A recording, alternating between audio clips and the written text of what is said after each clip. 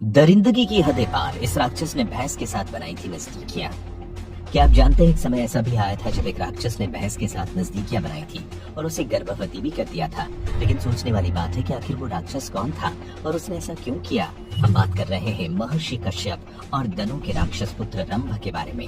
दोस्तों, ये कहानी शुरू होती है रंभ और उसके भाई करंभ से। कहा जाता है कि दोनों ही भाइयों की कोई संतान नहीं थी, जिसके चलते दोनों ही बहुत निराश रहते थे। बीतते समय के साथ दोनों का दर्द बढ़ता ही जा रहा था।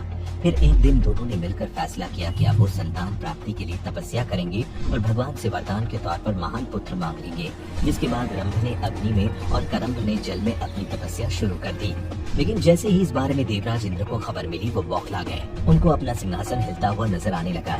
उन्हें लगा कि अगर दो दानव महान पुत्र रंभ और करंभ को प्राप्त हो गए तो आने वाले समय में शायद वो दानव पुत्र इंद्रलोक भी हड़प सकते हैं। जिसके बाद इंद्र ने अपने छल का सिलसिला शुरू कर दिया। उन्होंने खुद मगरमच्छ का रूप लेकर करंभ का जल में ही वध कर दिया। लेकिन रंभ का वध करना उनके लिए बहुत मुश्किल कार्य साबित हो रहा था, क्योंकि वो अग्नि पर तप कर रहे थे। वहीं जब रंभ को अपने भाई की मौत के बारे में पता चला, तब वो इस दुख से इतना टूट गए कि वो तपस्या में ही स्वयं के अपने प्राण लेने लगे। लेकिन तभी अग्निदेव को इसके सामने प्रकट होना पड़ा। अग्निदेव को अपने सामने देखकर रंभ की खुशी का कोई ठिकाना नहीं रहा। तभी अग्निदेव ने उससे वरदान मांगने को कहा, जिस पर रंभ ने कहा कि मुझे एक ऐसा बलशाली पुत्र चाहिए जो तीनों लोगों पर राज करने के काबिल हो और ब्रह्मांड में शायद ही उसका कोई मुकाबला कर पाए। साथ ही वो अपनी इच्छा के अनुसार रूप धारण कर सके। बस फिर क्या था, अग्निदेव वरदान देते हुए बोले कि जिस भी सुंदरी पर तुम्हारा मन आ जाए उसी से तुम्हें तुम्हारा पुत्र प्राप्त होगा। दोस्तों, अग्निदेव से वरदान पाकर रंभ प्रसन्न होकर अपने राज्य की ओर निकल पड़ा। तभी जंगल में उसे एक महिषी यानी भैंस मिली, जिसे देखकर उसका दिल उस महिषी पर आ गया। जिसके बाद उसने महिषी के साथ नजदीकियां बनाई और उसे गर्भवती कर दिया।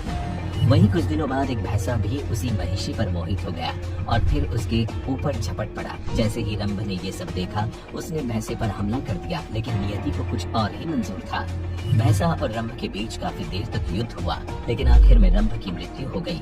तभी वहीं से कुछ यक्ष गुजर रहे थे। उन्होंने इस भैंसे को भगाकर महिषी की रक्षा की।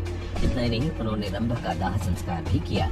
दोस्तों, बता दें, महिषी भैंस होकर भी पतिव्रता थी, जिसके चलते वो रंभ की जलती चिता पर जा बैठी। लेकिन तभी उसका प्रसव शुरू हो गया और उस जलती हुई चिता पर एक बालक का जन्म हुआ, जिसका नाम आगे चलकर महिषासुर पड़ा।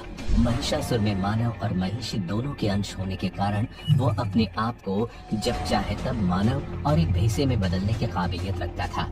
साथ ही उसका ब्रह्मा जी से एक वरदान भी मिला कि दुनिया का कोई भी पुरुष उसका वध नहीं कर पाएगा। दोस्तों, आपको बता दें, महिषी ने केवल महिषासुर को ही नहीं बल्कि एक और पुत्र को जन्म दिया। कहा जाता है कि वो रंभ का दूसरा जन्म था और जिसका नाम रक्तबीज रखा गया। इसी रक्तबीज को बाद में ये वर मिला था कि उसके रक्त की हर एक बूंद से एक नए रक्तबीज का निर्माण होगा। तो दोस्तों, देखा आपने किस तरह एक राक्षस ने भैंस के साथ नजदीकियां बनाई और पुत्रों को जन्म दिया। अगर इससे जुड़े आपके कोई भी सवाल हो तो नीचे कमेंट करके जरूर बताएं।